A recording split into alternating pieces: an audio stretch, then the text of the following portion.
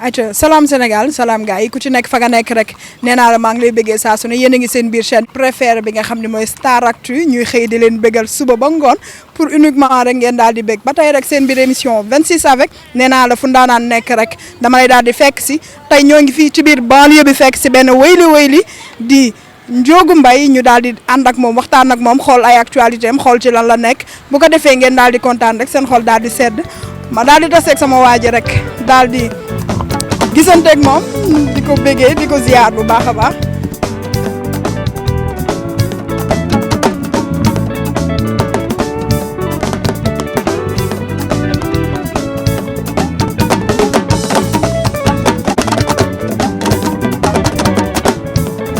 ayca mi ngi ne di ñëw ñu daal di waxtaan ak moom rek xool ay actualité am xool ci lan la nekk ak ci lan lay yëngu mais Ndiogou ziar naa la.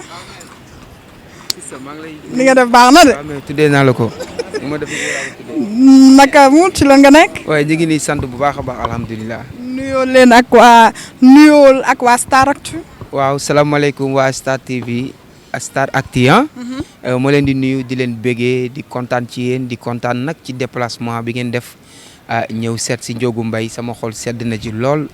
maa ngi leen di nuyu di leen bégee di am ci yéen kontaante bu baax a baax di kontaan ci yow.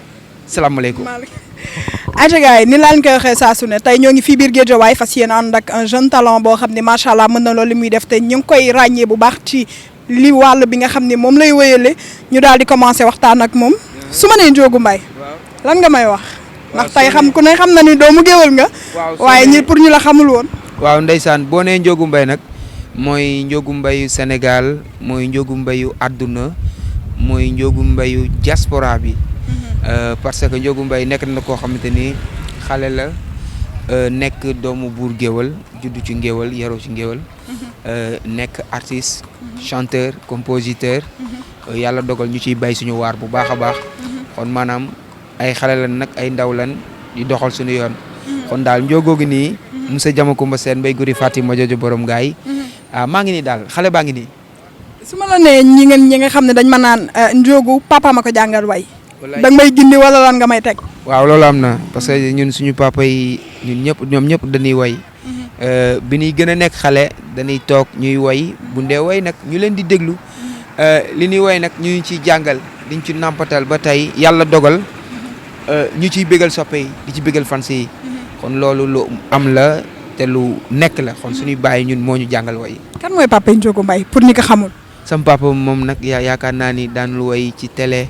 daan woy ci kii mais da daan woy traditionnel daan woy ci course yi maanaam ba doon mos a gis fas yi daan fecci en l'époque sama papa ñoo ko daan def muy nekk waa Peex Ablaye Mbaye Peex ku ci mel ni Baye Baba Mbaye Baye Madiodia Mbaye Baye Mori Mbaye ak suma papa Biraxu sa Mbaye ñu koy woowee Góor Mbaye ñoo daan woy Mbaboor daan woy Taayaan daan woy Kor Jor Jone Sala Bigé Ngone Yuga Fall Yaasin daan woy daal cosaan yi fi maam yi bàyyi woon. maanaam daal ndono day dëgër. waaw loo doon rek mu dëgër barke Serigne Saliou.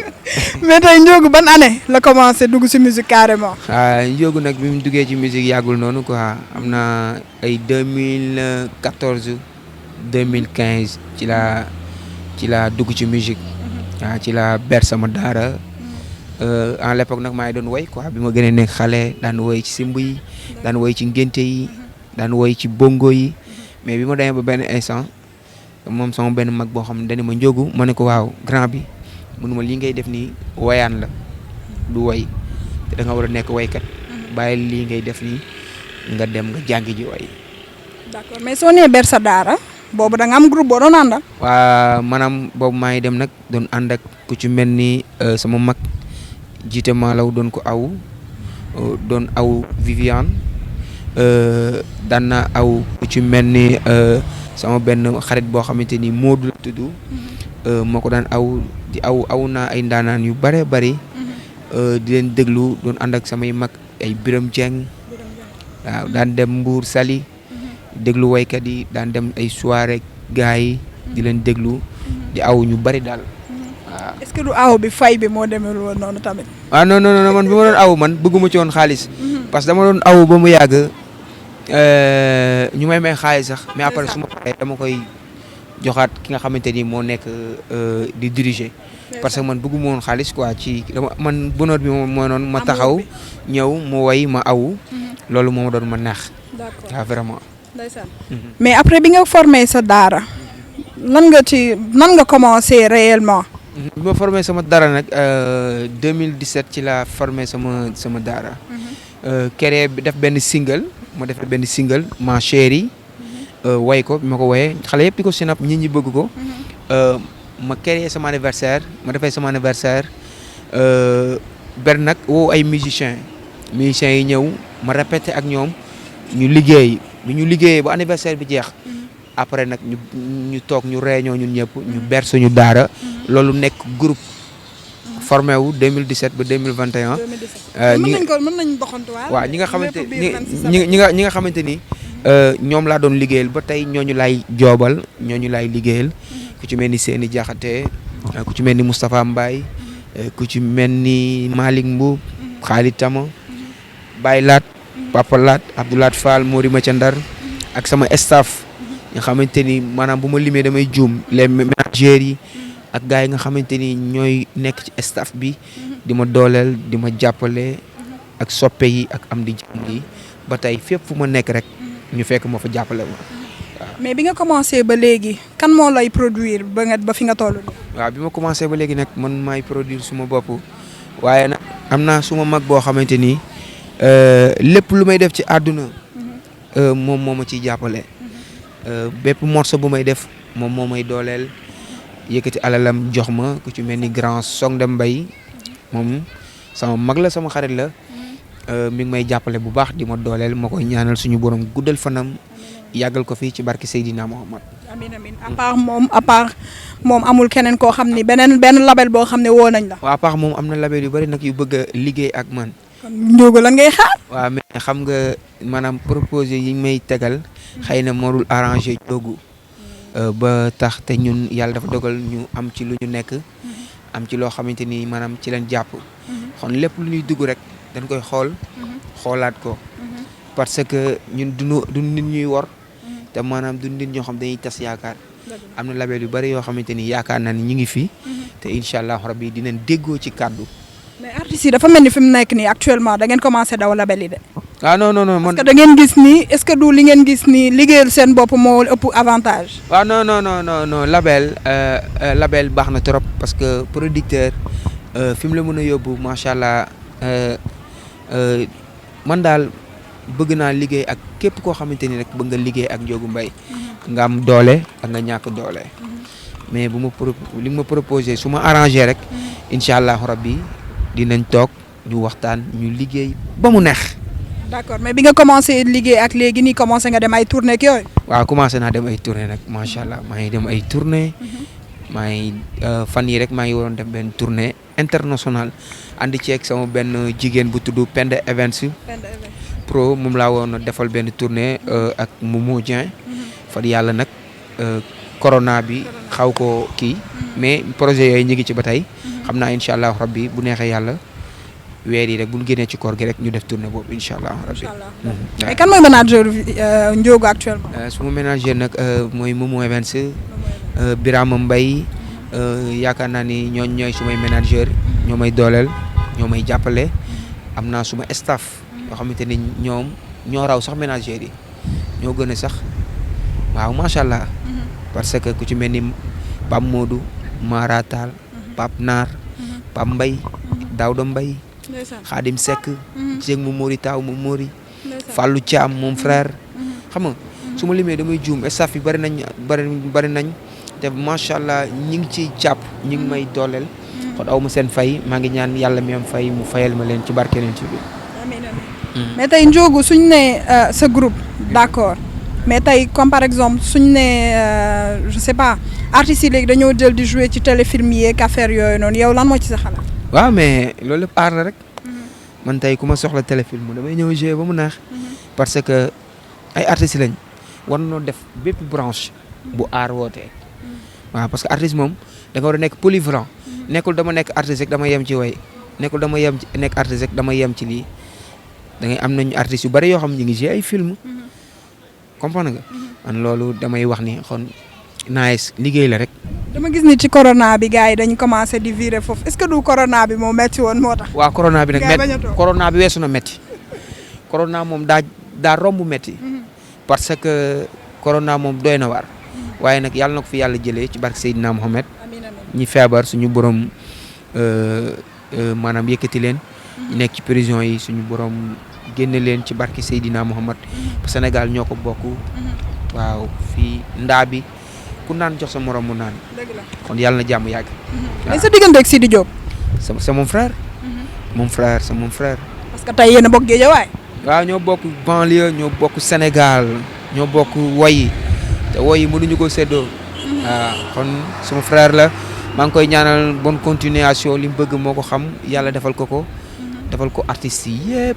mais dama dégg ni yéen jubóo leen seen biir de su caméra tàkkee rek ngeen wax lu leen neex. non man jubóo naa ak ñëpp nag non man moom ci woyi laa dul jubóog yow man woyi moom. boo yoree micro ma yore micro dañuy guerre. léegi lu tax loolu. non parce que loolu liggéey la. boobu da ngay ñëw imposer sa bopp. damay ñëw wane ni man damaa mën a way xaw ma mais yàlla rek moo mën mais damay wane ni man am na lu yàlla def ci man te dama koy génnee. léegi maanaam ci li ma dégg yow da nga bëgg a wax ne Ndiogou xale yi comme par exemple koo taseel ci scène da nga koy boot. non ku ma taseel ci bon du ma la boot.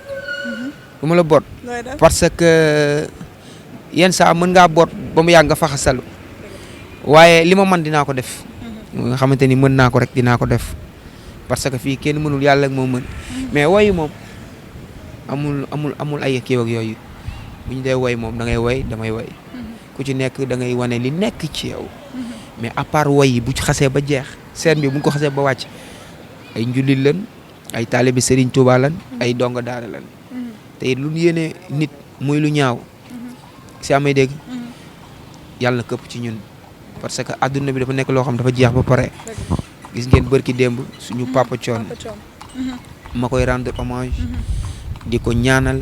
mës ngeen am benn relation. waaw ay relation yu bari parce que papa Thione man moo ma yar. parce que man ci famille boobu laa yaroo. man ak doomam ñoo doon ànd guddi ak bëccëg bi ma gënee nekk xale. daan dem ci ñoom. bëgg leen di leen roy. ci ay woy parce que ñun boo ñu xoolee sax ni ñuy solo yooyu nga xam ne ñun dañoo bëgg famille Thione. parce que ñooñu yàlla moo def ñu nekk ay ambassadeur ñu nekk ay royukaay. nekk ay nit yoo xamante ni ñu bëgg seen bopp lañ gëm seen bopp may ñaan suñu borom defal leen jàmm. Seydina Mohamed mais mën nga ma expliquer benn anecdote boo xam ni ba nga yow ak papa Thione vu que da nga daan ànd ak doomam. waaw papa Thione nag ndeysaan li may fàttaliku ci moom dafa bari sa papa Thione man bi ma gënee nekk xale am ay 8 ans 9 ans 10 ans ba ay 18 ans temps yi boo doon dem soirée dañ naan doo dugg boobu Sahel moo amoon. ak Alizé waaw boobu maa ngi nekk Fass sama kër maam. man sama maam bi jur suma yaay. Fass dëkk. ko ñu Mbaye Gueye Faye. yaa ngi dégg. man sama yaay ak ñoom Mbaye Gueye Faye ñoo defandoo lépp. ak samay nijaay ñoom Abo Mbaye. Doudou Ndiaye Meng. yaa may dégg. su ma musaana jàngi ba wàcc bu guddi gee damay baali su ma demee ay papaya moo amoon ay papaya naay club. comprendre nga.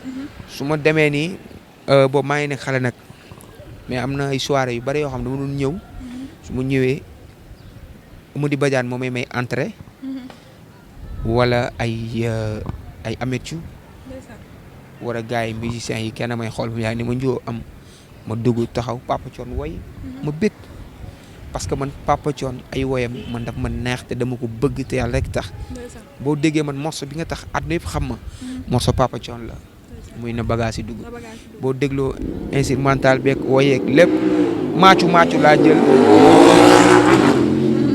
maacu laa jël dëpp ko woy ko mu nekk loo mën nga ñu mayaat loolu noonu ndeyu kenn bàyyi ñépp la ndeyu kenn la bàyyi ñépp la sama yaay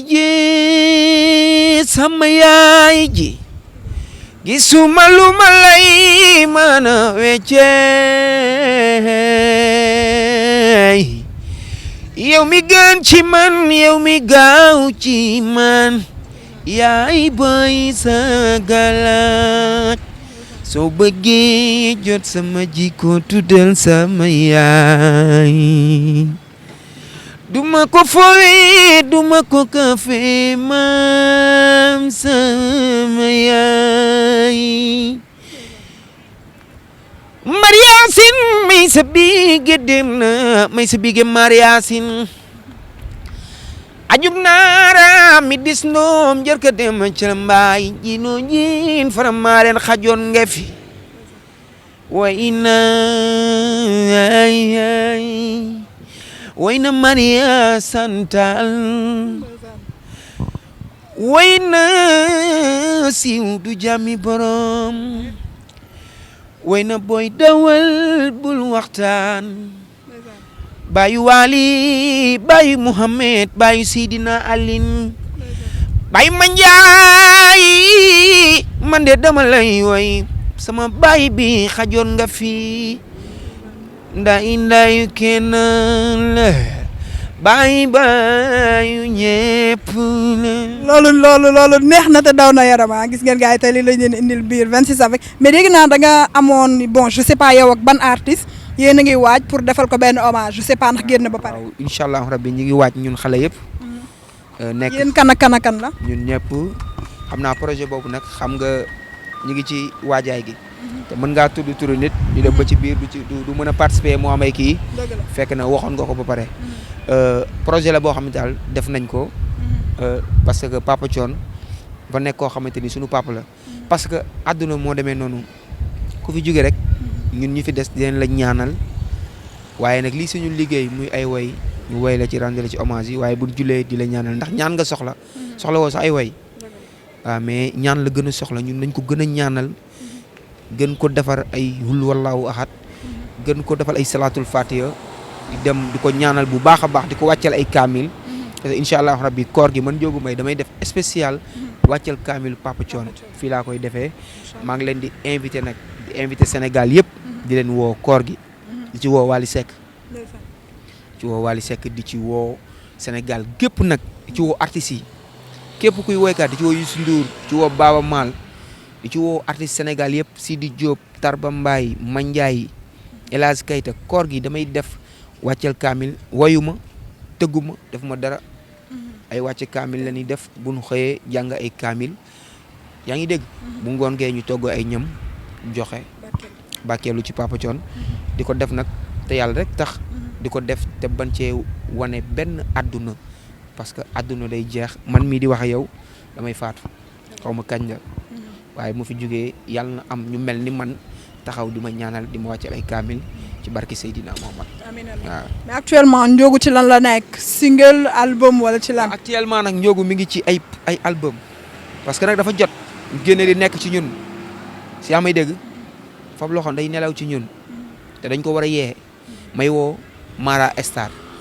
day ñëw parce que nag moo def mor sa yaay bi yaay geesul ma njaboot gi sama yaay mbaa xam nga lii nu fanaane yaay day yeewu suba teel julli ñaanal doomam ñaanal li mu jur ñaanal li mu jurul waaw yaay booy lii lépp yow la sama yaay mbay ma jooja borom ngaay bira paar faatu mbaay ay sama yaay ji Mara Star lay woyal tey ma di la jiin surtout Buur Siin kumandoo fen Juuf ay Buur Siin kumandoo fen sa maam moo seedaloon Serigne Touba ci biro ba canda Mara Star guru fafaay ak sama cameraman bu ñaawul bi Badou Badaraay loo camérawul baaxul neexuma man Ndiogou Mbaye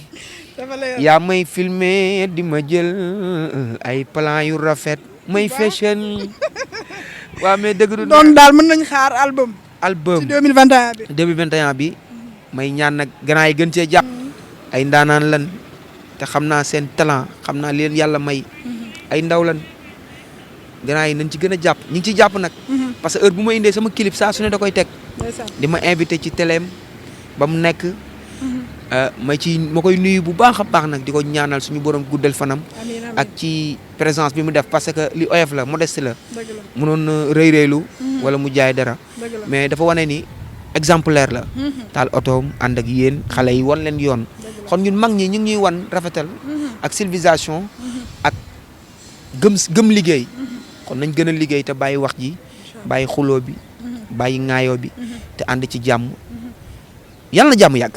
amiin amiin donc lan ngay tàggatoog waa Staractu tey. waa Staractu li may tàggatoog ñoom nag mooy di ñaan Sénégal jàmm yàgg fi maa ngi ñaan politiciens yi nekk Sénégal nañ gën a indi jàmm yaa ngi dégg Ousmane Sonko maa ngi koy ñaan yàlla na yàlla mu gën a indi jàmm suñu président bi fi nekk muy monsieur Macky Sall di suñu président de la République du Sénégal yàlla teg ko fi muy defar réew mi te yàqul réew mi moom it mi ngi doxal jàmm yàlla na ko yàlla defal jàmm defal ko opposition bi defal ko pouvoir bi defal ko ñëpp parce que jàmm la Sénégal bëgg jàmm la àdduna bëgg jàmm la sëriñ si bëgg jàmm la ñëpp bëgg sama tàggatoo loolu la kon ñi nga xamante ne ñoo ñu jiite di ñu wan yoon war a jiite suñu réew ëllëg nañ bàyyi waxante bu ñaaw bi nañ bàyyi xuloo bi nañ bàyyi xeex bi nañ bàyyi defante bi nañ liggéey te bàyyi wax ji moo am solo moo gën a am njëriñ merci beaucoup maa ngi jégalu ñëpp ci kàddu yi